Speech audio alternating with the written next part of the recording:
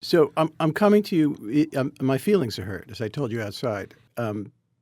Kamala Harris didn't want to talk to the New Yorker. We just did a huge profile of her by Evan Osnos. We've been trying like hell to cover her thoroughly. Mm-hmm.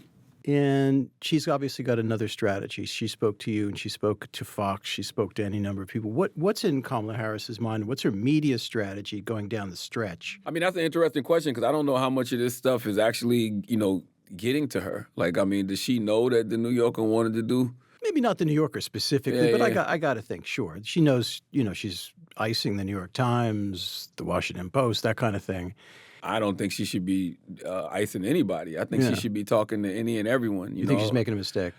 Yeah. I think that when you're running for president of the United States of America, you have to reach as many people as possible. Like, I don't think, especially somebody like her, because the main thing that you hear about the vice president nowadays, at least on my end, is that people still say they don't know her. And man, I believe that we live in this era where I do radio, right? I do the Breakfast Club every morning. You have to meet people where they are. How do you find your audience? By going everywhere. Like, for us, it's radio in the morning, right? Breakfast Club. So that's 8 million monthly listeners that we built over 15 years. Man. But then we put out that radio show as a daily podcast. Then we also take that same content, put it out on YouTube. Then we take that same content and cut it up and put it out on social media. So you really have to meet people, where they are nowadays. You have to. I hope my masters at public radio are listening to you, because you're right. You've got it right. You know what's interesting? That the interview that we just did with the vice president, that was an audio town hall. And I got to salute, Bob Pittman, who's the CEO of iHeartRadio. Mm-hmm. He was like, yo, we're an audio company. Like, let's and me and Bob always talk about the power of radio. So let's show people the power of radio. That interview was a live 1 hour audio interview. Wasn't any television, wasn't any social media. Like, you had to come to various radio stations across the country to listen to that interview. So I want to get a sense of how you felt in the room with her. One thing they've been saying, a lot of your press hits get criticized. Folks say you come off as very scripted. They say you like to stick to your talking points. And some media says you have... That would be called discipline. Oh, okay. Speak to that. But go on. No, I was going to say, some people say you have an interview. What was your feeling as you were having this conversation with Kamala Harris?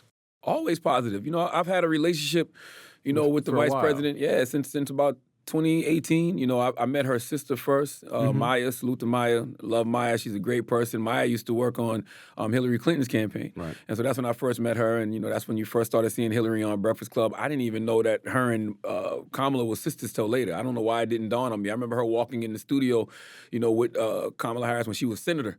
And I just was like, oh, that's you. You didn't make the connection. No, I was like, oh, you with Kamala now? Because, and she was like, that's my sister. And I'm like, duh, Maya Harris, Kamala Harris. We did that interview back in 2018 when she was senator, interviewed her again in 2020 when she was running for president, interviewed her on my late night talk show, The God's Honest Truth, back in 2022. I got a very good rapport with her. And so you're sympathetic to her politically? Sympathetic, that's a great word. No, I'm not sympathetic to politicians at all. Ever? No, I don't think that we have that luxury as American citizens. I'm sympathetic to her as a human, and I really enjoy her as a human and as a person. I'm sympathetic to that. I don't think that you could be sympathetic as a politician, because when she sits down in front of me, I still have questions. I still see things that I don't like, in my elected officials. I still see things in the administration that I didn't like, that I have to question. What are the main things that you are concerned about that you don't like? The main thing that I've been concerned about, how can I keep more money in my pocket, and how can we stay safe? And when I talk to my listeners every day on the Breakfast Club, that is their main concern. Mm-hmm. I remember back in February, people were upset at me because I was doing an interview with Fox News Digital. And Joseph, who works at Fox News, he asked me a simple question. He said, this was February. He said, do I think the border is going to be an issue come November? And I said, yes. Hell yes. Because for the first time in my community, I had people coming to me complaining about what was going on at the border, whether it was activists in Chicago saying how, the migrants were getting more resources than the poor and disenfranchised in the city, whether it was a parking attendant I know in the city who I see all the time, who literally came to me in tears. A grown man came to me in tears talking to me about, these gangs that were infiltrating his neighborhood and raising hell. Does that mean that Donald Trump has that issue right, in your view? No, I can't say all the way right, because there's a lot of sauce that he puts on it, right? Like there's a lot of misinformation that he throws out about the migrant issue. but it is a concern Meaning, of the American people. So what you're saying is they're not eating They're cats not and eating dogs. cats and dogs Yeah. in Ohio, right? But and I don't know It's about a matter of resources. yeah, and I don't know about Venezuelan gangs taking over apartment complexes. I don't know anything about that. But bottom line is there are American citizens who complain about this situation, who are, you know, and then they come to me complaining about this situation, and for anybody to dismiss them, I think is just sad. And so I said this in February. I literally said everything that I'm saying to you. I'm just repeating what people have told me. And I remember MSNBC did an article, and it was like, Charlamagne the God is pushing MAGA messaging. I'm like, damn, why is it MAGA messaging just because American citizens are concerned? Is it a fair question to ask you, are you for Harris or Trump? I'm definitely voting for Kamala Harris. Tell me why. I'm voting for Kamala Harris because I love her opportunity economy plan. You know, like I just said, you know, the issues that I care about is keeping more money in my pocket. And I've seen her over the last 4 years in the White House push for certain things to be done. Like, this isn't new. Like, you could look at things like the American Rescue Plan. And I know businesses in North Carolina that have received, you know, millions of dollars because of things like the American Rescue Plan. I'm a big mental health advocate. I saw her, you know, contribute, not out of her own pocket, but $285 million to increase the amount of mental health professionals in schools. Like, you know, I'm big on maternal health as well, right? Because I've watched my wife have a couple of very tough pregnancies. I've seen her at the front lines of those things. And also, she just cares.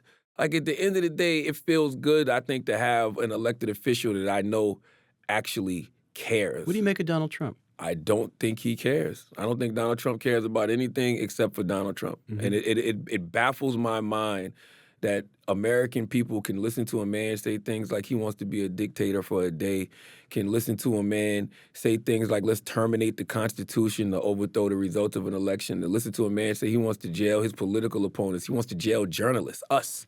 We'll be in jail. Yeah, I've heard. And you see, you know what I mean? Yeah. Like, he says these things out of his mouth. Like, we watched him lead an attempted coup of this country. Why would you want that back in the White House? Half the country does. Yeah, that says a lot about our country. That's more of an indictment of the country than And it is anything else. what does it say? I mean, I think this is the thing. Maybe the more troubling question is the half the country is willing to pull the lever for Donald Trump. Every time I talk to people, they talk about the economy.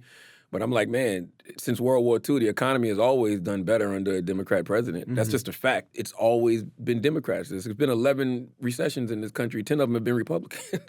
So I don't know how they've hijacked that narrative. But I think the other thing that you just got to chalk it up to is just good old-fashioned racism. And I think in the case of, you know, Vice President Kamala Harris and Hillary Clinton in 2016, sexism.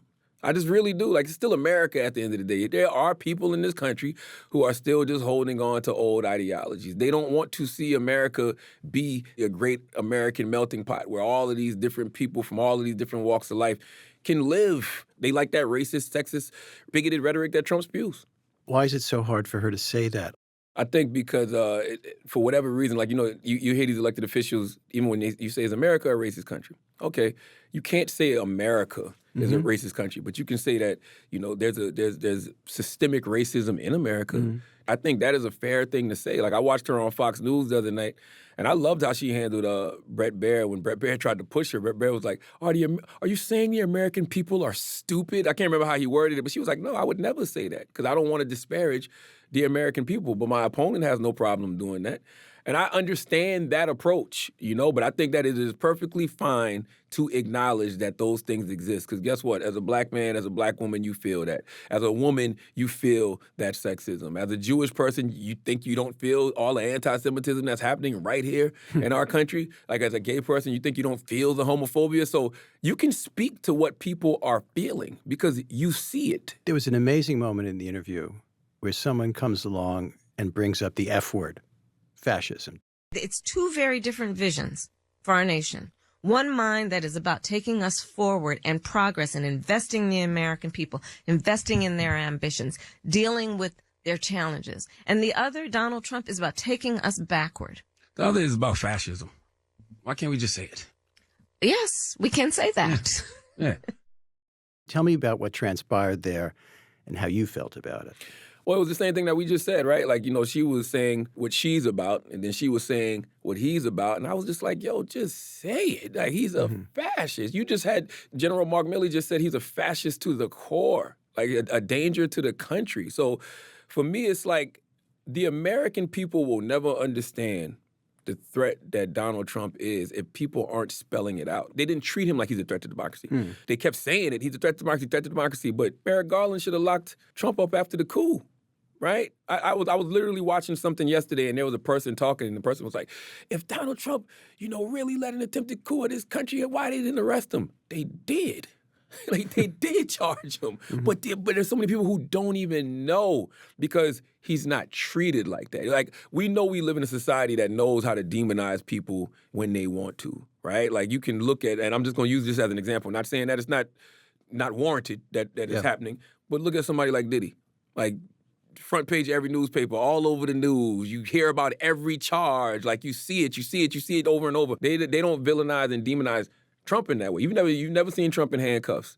You saw one Trump mugshot. Like, they don't treat it like the media has continuously treated Donald Trump and his whole candidacy like it's normal, which is mind-boggling to me. What do we have to let me not to be defensive, but jumping up and down? What do we have to do? I mean, how many different ways can you say it? You know why it doesn't penetrate? Because Americans are spoiled, and we don't think it can happen here because it's never happened here. Like if you talk to older people who were closer to that, who can remember things like, oh my God, he's doing a rally at Madison Square Garden. That's what happened in the 30s with the Nazis. If you can talk to people who understand that, they get it. This generation doesn't. If you have a sense of history and you've read things like, the fall of the Third Reich, things like that, you can see the patterns that lead to somebody like Trump becoming a dictator. I just don't think people think dictatorship is possible in America, but it is because our democracy is very fragile. Charlamagne, no party should ever count on or assume that any group in America is going to vote for it 100%. But right now, the Democratic Party is freaked out because the polls are showing that black men and Hispanic men are polling, at least, for Harris at a lot lower numbers than they had with Joe Biden and Barack Obama. What's your sense of what's happening? I just think it's. You do? I think it's overstated. I think that it was ridiculous. That's what Raphael Warnock thinks. He says it's a phantom statistic. There's nothing in light of history that shows us that statistic is true. Like, even when President Obama last week said black men don't want to vote for the vice president because she's a woman, I'm like, 85% of black men voted for Hillary Clinton. 85%. What did you think of Obama's speech? I thought that it seemed to piss a lot of people off. Yeah, I didn't like it because I just think that pointing the finger at black men when we are the second largest voting bloc for the Democrats all the time is ridiculous. And we're looking at polls. Clearly, I feel like all of that is overstated. Now, I could be totally wrong. November might come, and I might be surprised, like, oh, shoot, wow, I was totally off. Yeah. So I just thought that what he said was ridiculous. I do like the second part of his speech, though. What's that? He said a lot of people say, hey, voting isn't going to make a difference. And the president said, you know what? You're right. And I'm paraphrasing here, but he said, we're not going to eliminate poverty. We're not going to, rid the world of racism. But you can vote for people who care, that can make things a little bit better. And honestly, I love that messaging. I think there's a level of empathy to what voters are feeling and a level of honesty in that messaging that I think Democrats should run with more often. Not just Democrats, politicians, period. Like, if you go back to the conversation I had with the vice president, she said that she can do it all. And I said to her, well, President Obama said this, and I think this is more accurate messaging. And she said, no, I think that we should at least try to do it all. That's fine, too. But President Obama, to me, I'm a person that likes to be more realistic. You told her that she had to speak more in just a much more real way to black voters. Yeah. What was she doing wrong, and did she hear you? Not just black voters, America. Okay. I feel like the language of politics is dead. One of my favorite movies ever is Bulworth. Senator Bulworth actually listened to the people. And when he listened to the people and started speaking the language of the people, everything changed for him. He became one of the most, beloved politicians in the country. The Democratic Party don't care about the African-American community. Isn't that obvious? Hey, you got half of your kids out of work and the other half are in jail. Do you see any Democrat doing anything about it? Certainly not me. So what are you going to do, vote Republican? Come on. You're not going to vote Republican. Let's call a spade a spade. And I feel like we are in a time right now where that type of truth to power is required. And I say the language of politics is dead, and I give Donald Trump credit for this. He killed it. So stay with that for a second.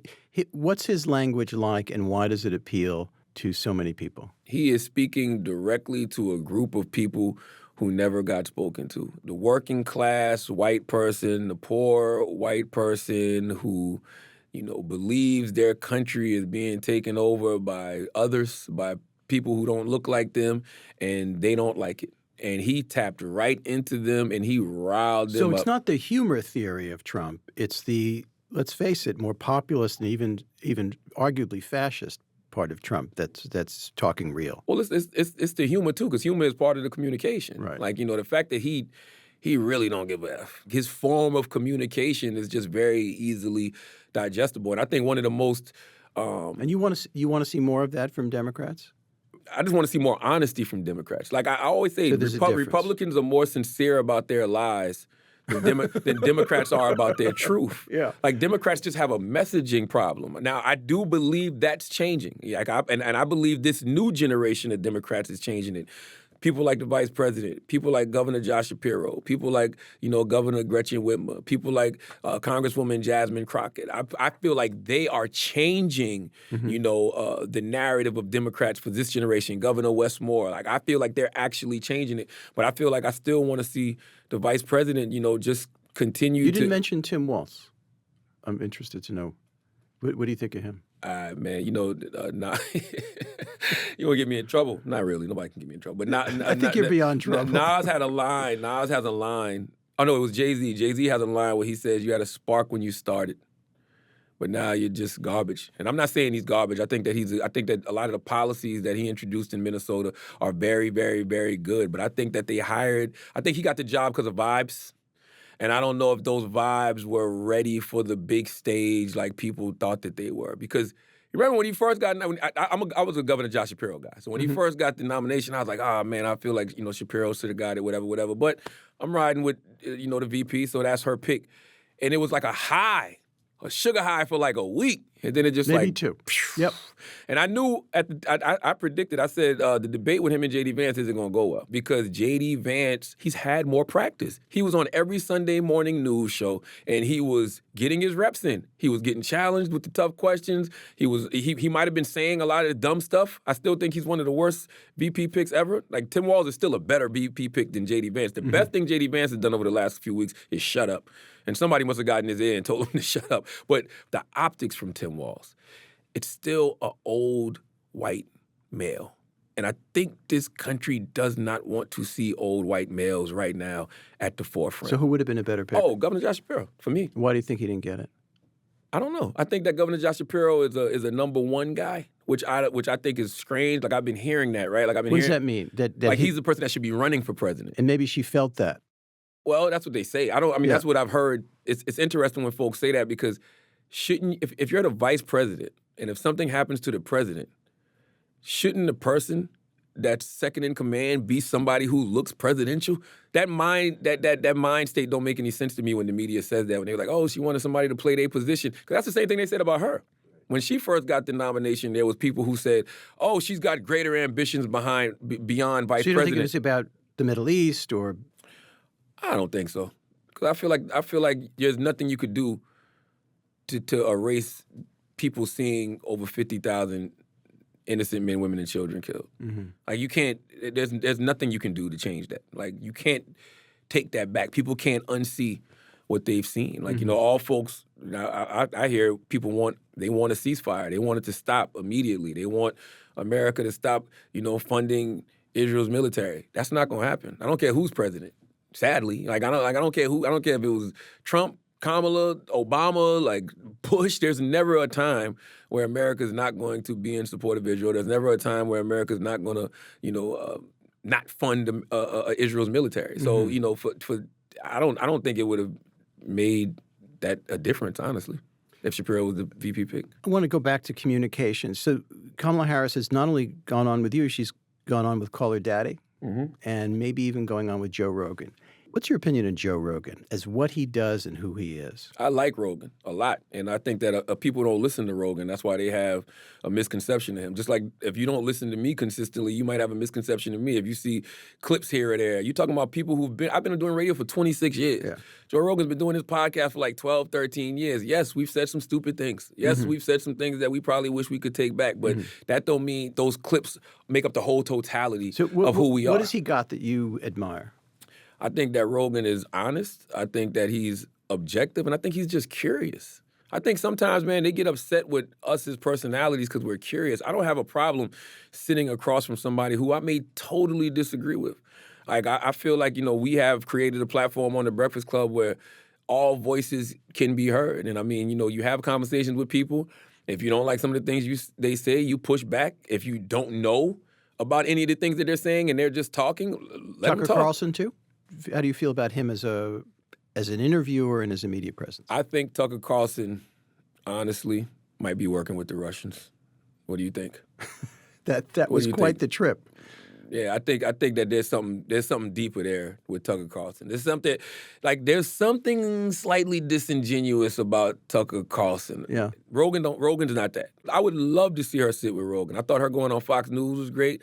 I think her going on Call Her Daddy was great. I think you should, like I said, meet people where they are. Right. Like, it's crazy to me that people got upset about her going to see Alex Cooper on Call Her Daddy when Alex Cooper Call Her Daddy is the #1 most listened to podcast of women. If you're on there talking about women's reproductive rights and you want to talk about Roe v. Wade being overturned and you want to tell women, what's really at stake in this upcoming election, why wouldn't you go to her platform? Well, much as I'm grumpy about her not talking to the New Yorker, I have to agree with you. She should talk to the New Yorker, though. Yeah, or everybody. Yeah. What is your ambition? What mark do you want to make? Malcolm X said the person who controls the media controls the minds of the masses. And I just know I'm here to be of service. That's how I feel every day of my life. All I want to do is wake up every day, be a great father, be a great husband, and be of service. I do feel like one of my missions here is to help people, black people, especially black men, just really have a heavy focus on their mental health. Right? I don't think that we get the opportunity to be vulnerable and to show emotion like the way that a lot of other people do. And so I'm just trying to... Why is that? I think for us, it's a survival tactic. We put on these masks and we got to put on this armor because, we're the foundations of our family and we're the protectors and we're the providers. And a lot of times, coming from, where I come from, if you show any type of weakness, you show any type of vulnerability, you making yourself a real target, right? There's people that'll really take advantage of that. So I was just literally texting with somebody, and that's as true in the middle class and upper middle class as well. Everybody, like, man, there's nothing you can do about what's going on in your mind. There's no amount of money that can make you mentally healthier. It just can't. Like, I know people that deal with anxiety, depression, PTSD, and they're filthy rich. Like, I know people who are some of the smartest individuals on the planet who come from money who still ended up having to deal with schizophrenia. You can't, you don't know, this brain of ours, man, you got to protect it at all costs. All of us need to be protecting our peace, but I'm just a huge mental health advocate, and I feel like one of those things I'm here to do is to get more people. Because you went through what? Oh, man. A lot. Like, from a kid, like traumas that I'm still unpacking now, right? Like, 8 years old, being molested, like, and you don't realize how that makes you a people pleaser as you get older. Well, in my case, right? Because the person that was doing it to me, when I made them stop doing it to me, they started calling me ugly and telling me I had a big nose. And like, as a kid, I'm like, dang, I don't want her to call me ugly and say I got a big nose, so I would allow her to do it. And you don't realize how you get older, that makes you a people pleaser. Like, you don't want to ever feel like you're letting anybody down, even if it's hurting you. So, those are the type of things that I had to, work out in therapy. It's amazed me that you've been around for a while now, and you're on the air for long periods of time, and you're incredibly honest about yourself as well as the questions that you ask of other people. So you're putting a lot on the table, day after day after day. What do you hold back? What's private when you're as exposed as all that? Probably my family. Like my wife. That's a no-go zone? My daughters. It's not a no-go zone. It's just one of those things that like you're working out in real time. Like I'm always working out a lot of things in real time, but I got a 16-year-old, a 9-year-old, a 6-year-old, a 3-year-old, right? Like I question myself as a parent every day. You know, So? sometimes you yell a little too loud. You know, you might snap when you're not supposed to snap. But see, the difference between me and the way I was raised, I have no problem telling my kids I'm sorry. Right? Like, you know, like I apologize for yelling at you like that. I'm sorry for snapping at you like that. I talk to my kids like they're adults. Like, yo, I'm sorry.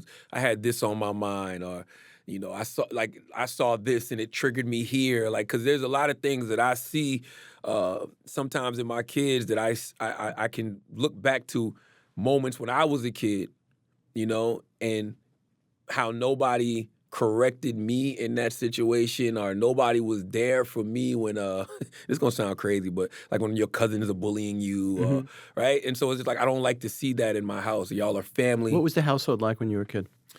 My mother is a Jehovah's Witness. She's a school teacher as well. She taught in the South Carolina school system for years. My dad was a construction worker, but he also had his own issues. You know, he had his own mental health issues. He had his issues with substance abuse, and so I watched my mom, you know, literally try to raise all of us because you know I got two brothers, 2 sisters, so she had to try to raise 5 kids. Plus also, but also dealing with my daddy's BS, right? Like, you know, I remember going to visit my dad in rehab when I was young, but they weren't telling me What it was was. rehab, you know? And just recently, my dad tells me stories about being in rehab in South Carolina with Marion Barry, right?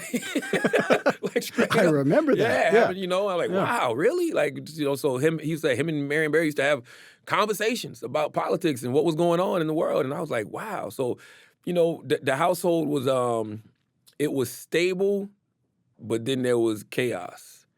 And most of the chaos came from my pops. And then, you know, as I started to get older, kind of being the middle child that, you know, my oldest sister was already out of the house and like doing her own thing. And then I had 3 younger siblings. I was kind of like the middle child who was figuring it out on his own. And, you know, I think my dad always say, my dad raised me out of fear and not love. He did love me, but he had a fear of me turning out the way, you know, he turned out. He didn't want me to make a lot of the mistakes that he made, and he didn't want me to make a lot of mistakes that he saw a lot of people around us make. You've been through a lot. We don't have all the time to spell it all out. But you've been through a lot.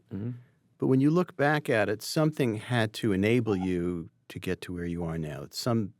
Something gave you the discipline, imagination, fortitude, or luck. And what do you ascribe it to? God and great adults around me, because even though my dad, you know, I don't like the way he, you know, treated my mom, and I don't like the way, you know, how our family ended up, because, you know, they ended up getting a divorce. Sure. But he was always on me and always trying to educate me. He was always telling me the power of being educated. You know, same thing with my mom, because she was an educator. So they gave me a lot of books to read. I'm a kid that grew up off the Book It program, man. I had to read 4 books, you know, in a week to get a free pizza. So I was reading everything from my mother's script, literature from the Kingdom Hall, the Watchtowers and the Awakes. My dad gave me the autobiography of Malcolm X when I was young. And I read so much Judy Blume and Beverly Cleary growing up. And also hip-hop, right? Because hip-hop, they were such great storytellers. I was always attracted to the story, Dave. Who were your heroes in hip-hop? Who really informed you? Early stuff? Like Rakim, or is just... Rakim was great because that was the first hip-hop song I ever heard. You know, I got What's that? Paid in Full. Yeah. It was 1988. I was 10 years old. I was in Kitfield, South Carolina. My cousin Ty let me hear Paid in Full. And so he was very... that was very influential to me. But I think as far as just like who inspires me, it was definitely, you know, Wu-Tang Clan, you know, Goody Mob, Scarface, because those Outkast, because those individuals were actually talking about things. Like they were talking about things of socially redeeming value. And that's what I was always into. Chuck D. Like anytime there was a message, like there was a message in the music, that's how you would get me to gravitate towards you. How old are you now? 46. So you're young-ish? I am. I'm old to young people and young to old people. Fair enough. I'm old to everybody. And there's no math there. What ambitions you got ahead? I mean, you've got, again, so much going on. I'm not even joking when I say this. I'm really just here to be of service. Like that's literally what I want to do. Politics include service?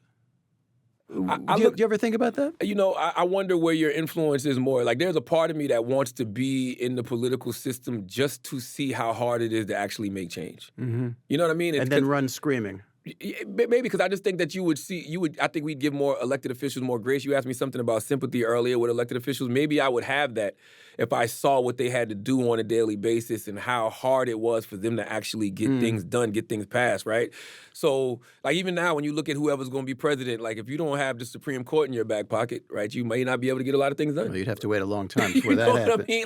Like Vice President Kamala Harris might become president, and the Supreme Court might veto everything that she does. Like, there's a lot of uphill battles, you know, in politics. So there's a part of me that wants to see what it's like to see if you could actually get things done. In your job and in mine, it's usually not the work to admire. That's not the first priority. But is there anybody in politics that you have admired?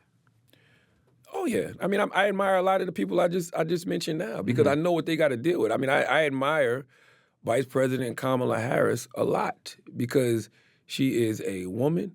She is a woman of color who has accomplished, you know, so much, whether it's being Attorney General, whether it's being a senator, whether it's being, you know, Vice President.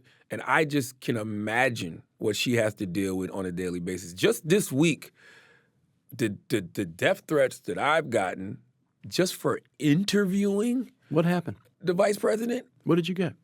I mean, just exactly what I said. Like, Yeah. you know, and by the way, I got to salute the people around me, that my security, like they don't want to inform me of these things. Like, it kind of just, So you can sleep at night. yeah, but I'm gonna sleep at night regardless. But, you know, it's just that they let me know some of the things that have been said, some of the calls that they've been receiving. Like, I mean, like legitimate threats, not just something that, you know, you'd be like, oh, okay, that's just somebody talking crazy on social media. So that's just me having a conversation with her about the state of our society. So you imagine what she Imagine gets. what she actually gets. And on the flip side, President Trump, somebody shot at him. You can't sit here and act like that didn't happen. Like, you know, I'm not for political violence. I don't care who, you know, it's happening to. Somebody shot at him. There was another assassination attempt that they thwarted. So it's just like, these are things that all of these people have to deal with. And you really have to sit back and say, these people either really love this country or they're really narcissists. One of the two, right? It's got to be one of the two. Either they really love this country or they're really narcissists. Yeah. Because why would you want to do I think this? you give them too much credit, but okay. What do you think? They might be just homicidal maniacs, too. Oh, man. Yeah. I am so glad you came by, and I wish you all the luck in the world. Thank you. I appreciate you. Thank you for having me. Take care.